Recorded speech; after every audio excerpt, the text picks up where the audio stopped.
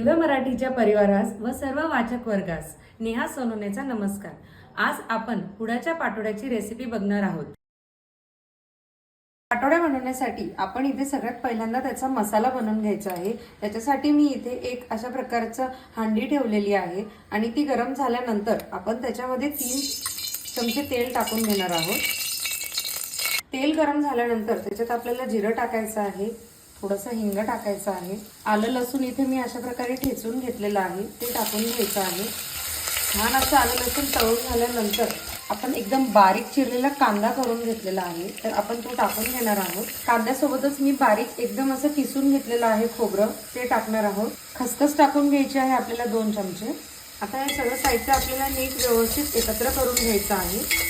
कांदा आता छान असा परतून झालेला आहे तर त्याच्यामध्ये आपण 1 मोठा चमचा गरम मसाला टाकणार आहोत, 1 मोठा चमचा लाल तिखट टाकणार आहोत, छोटा चमचा आपल्याला हळद टाकून घ्यायची आहे, चवीपुरतं आपल्याला मीठ टाकून घ्यायचं आहे, खूप सारी अशी बारीक चिरलेली कोथिंबीर टाकून घ्यायची आहे। आता हे सर्व साहित्य आपल्याला व्यवस्थित एकत्र करून घ्यायचं आहे आणि पुढचे 5 मिनिटं मीडियम गॅसवर अजून त्याला शिजू द्यायचं आहे। आता हा मसाला एकदम छान असा आपला रेडी झालेला आहे तर याला आपण एका ताटात काढून घ्यायचा आहे थंड करण्यासाठी। आणि आता आपण हा थंड होईपर्यंत खिशी बनवून घेणार आहोत। खिशी घेण्यासाठी आपल्याला 1 चमचा तेल टाकायचं आहे। ते तेल गरम झाल्यानंतर त्याच्यात जिरं टाकायचं आहे, थोडंसं हिंग टाकून घ्यायचं आहे, त्याच्यामध्ये थोडासा ठेचलेला लसूण टाकायचा आहे, 1 चमचा लाल तिखट, थोडीशी हळद टाकायची आहे।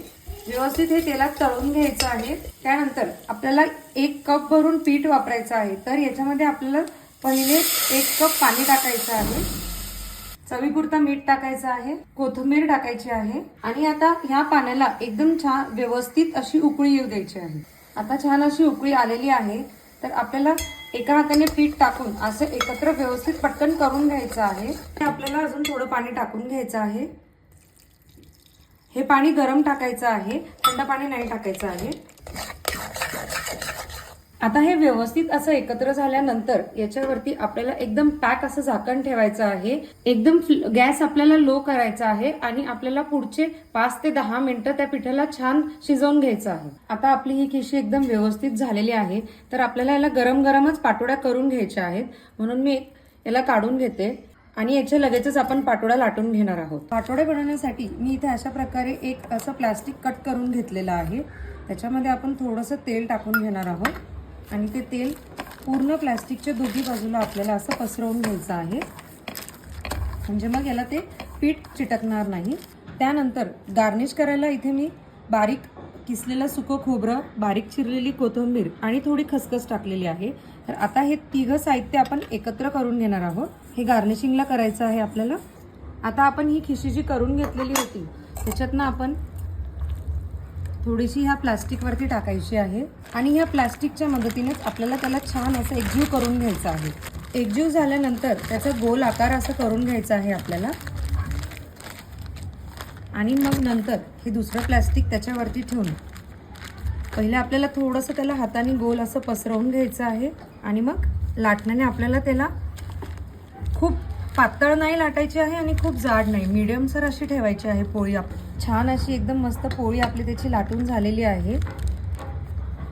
तर आपण जो हा मसाला करून घेतला होता तो आपल्याला हाताने त्याच्यावरती छान हा पसरवून घ्यायचा आहे, पूर्ण सगळ्या पोळीवरती व्यवस्थित असा मसाला। आता छान असा सगळ्या बाजूने व्यवस्थित पसरून झालेला आहे तर हळूच आपण एका साईडने त्याला अशा प्रकारे ठेवणार आहोत, नंतर दुसऱ्या साईडने असं आणि मग परत ह्या बाजूने त्याला असं करून थोडंसं हलक्या हाताने त्याला दाबून घ्यायचं आहे वरतून। एकदम छान असं तयार झालेलं आहे आता ही वडी आपली। तर याच्यावरती हा जो मसाला आहे तो आपण परत थोडासा टाकून घेणार आहोत गार्निशिंगसाठी। खसखस, कोथिंबीर आणि खोबऱ्याची गार्निशिंग तयार करून घेतली होती ती टाकून घ्यायची आहे। आता याला आपण कट करून घेणार आहोत। कट करताना एकदा असं तिरकं कट करायचं आहे, नंतर असं करायचं आहे, म्हणजे त्याचा आकारही दिसायला छान दिसतो। एकदम छान असं कट करून पण झालेलं आहे, तुम्ही बघताय की त्याचा आकार पण एकदम छान असा दिसतो आहे। तर आता आपण ह्या वड्यांना ताटामध्ये काढून घेऊया आणि आता ह्या वड्या एकदम गरमागरम आणि मसालेदार आपल्या तयार झालेल्या आहेत खाण्यासाठी।